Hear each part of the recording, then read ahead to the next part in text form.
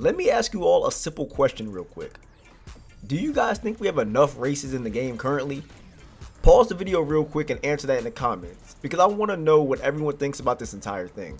Another question I have is, what type of tracks would you want to see in the game moving forward? As it stands right now, there are 51 playlists in the game, not including Gauntlet, Rumble, or Drift or Drag, which may seem like a lot until you realize that the game has been out for almost 2 years. But is this amount of races good for that time frame? Real quick, remember to check me out on Twitch. I stream every single day. Like the video and subscribe if you enjoy, and let's get straight to it. Now, I'm not in the business to complain just to complain, so I will give you guys my stand on the matter right now. I am fine with the amount of races we have in the game, and I think the amount of races really only bothers the competitive side more than the casual side.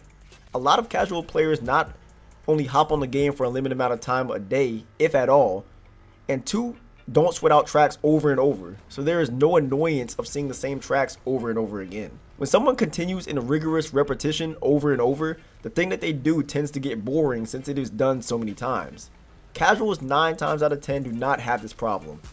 This is not saying that casual players do not see an issue with this, but this particular topic has been brought up with more competitive players than others. But regardless, just because I personally don't see a problem with it doesn't mean that it is not objectively a problem. The main issue I do see is that a lot of tracks are being recycled when it's entirely possible to have new tracks on new parts of the map. There are a lot of tracks either being put in higher or lower classes, or the big one is to put the track in a completely different type of race and extend it by 10 meters or so, or not even change it at all.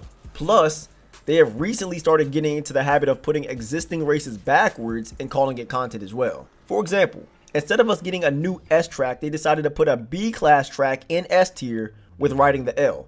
Another example is the fact that Smoke Show is an S and an S plus when they could have just added a new track entirely.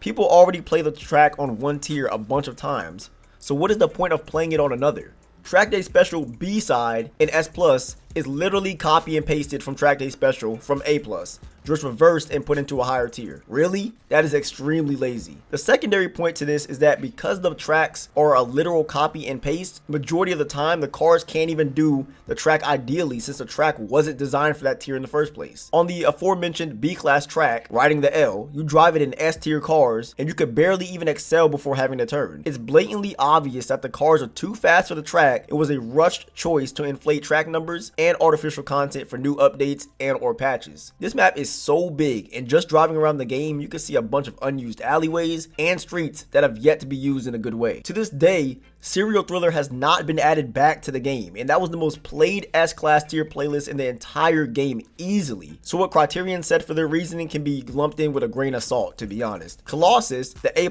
endurance race, was also removed. It was thankfully added back later, and that was number 1, the most popular endurance race next to road tripping, and 2, one of the only long distance races in the entire game. Now, I will say that they did add a few new tracks, and that was a step in the right direction. We've gotten some endurance tracks and a few playlist tracks, but they are not nearly enough when you consider that there are 14 stock car playlists, each with their own new races, not available to play in custom cars. I believe they do this to once again cater towards the larger audience of Unbound players, which are casuals and those who just want to race in general.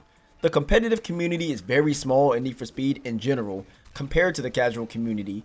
And this is not a shot at anyone who is a casual, but you guys cannot accurately represent the comp side due to you not being a part of it. The comp community and the casual side a lot of the time want two separate things, and Criterion seems to be ignoring the comp side as a whole, unless you count them adding the Need for Speed League sticker, I guess. A lot of people complain about meta and unfair advantages with builds, so what do? They create a playlist that everyone has to use the exact same car. And you know what? That's cool. The issue is not the idea of stock car playlists or the fact they exist. The issue is that these stock car playlists have new tracks that we've never seen before, and to make matters worse, we can't even use the cars we want to on the new tracks. Once again, nobody is saying we do not want the themed car playlist or the stock car playlist. That's fine. Just let us have the option to use our custom cars as well. If the casuals want them to be separate, then that's fine. I wouldn't want to race against a modded R8 in a stock S5 or a Rosa either, but we need the choice to actually choose. So you're telling me that these guys took the time to create brand new tracks for the simple fact of advertising new cars that were being added, but you won't put the new tracks that are already into the game into a playlist for racers to use their own custom cars? This seems to be a huge focus for them now, And the frustration from the community says it all, especially with those who play the game way more frequently. As far as I am aware, I thought NFS was a game that focused on customization and then using those cars on intense action-packed races. I didn't know that using the stock Porsche 959 on a new track was a customized car race. Another complaint is, why did it take for them to add new cars for them to actually start making new playlists filled with new races? This has been an issue for the community for quite some time now. I would say probably pre-volume 4, maybe 5, and now they want to start adding tracks into the game? I feel like the priorities are a little messed up here, folks. It just seems everything else is being added. New cars, new trails, new customization options, new characters, new PvP playlists, everything but tracks. For each volume since release, at least 2 new playlists with new races should have been released for each tier for a combined total of 10 playlists. These playlists should not be sharing races between each other, nor between tiers of cars either. Also, in case you guys didn't know, PvP also has its own separate playlists that have combinations of the races that are exclusive to that. Yes, we can race those in our custom cars, but why is something like that is already in the game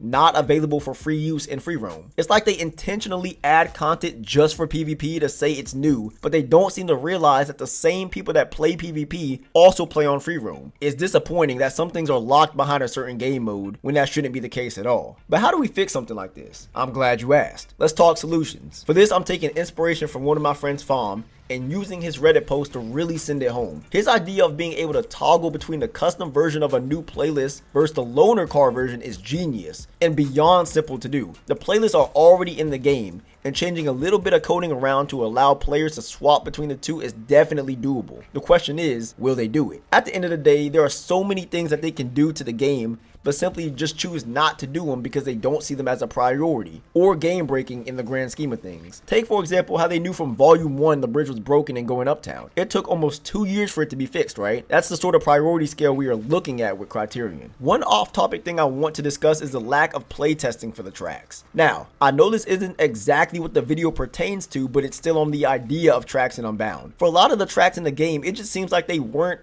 playtested at all. On so many tracks, especially in the higher tiers like S and S+, the cars are bouncing all over the place. There's a bunch of clipping still, roads are uneven and cause the car to be uncontrollable, and sometimes driving at the higher speeds is a certain death trap. It doesn't make sense because these tracks seem to be designed to have cars go their absolute fastest, but when that happens, it becomes terrible to drive on the tracks. We have been asking for things to be properly playtested instead of being rushed for a year now, and bad results are still coming about. Things need to change, and yes, I know about the small dev team. You have small dev teams out here all the time though. You have teams who never worked on video games before creating amazing games with little to no errors. The dev team at Unbound can definitely design better tracks for the cars they want on them. It's just a choice they choose to not do it to the best of their ability. It would be an absolute game changer if we were to switch it up and use custom cars on playlists. Imagine how fast we could complete these races and how excited it would be to learn a brand new track. We would have a whole new rush to the game and people would flock to see every single new race. But how do you guys feel about this? I asked you all at the beginning of the video, but if you haven't answered yet, let me know. If you enjoyed, make sure to drop a follow and subscribe, and I will see y'all in the next video.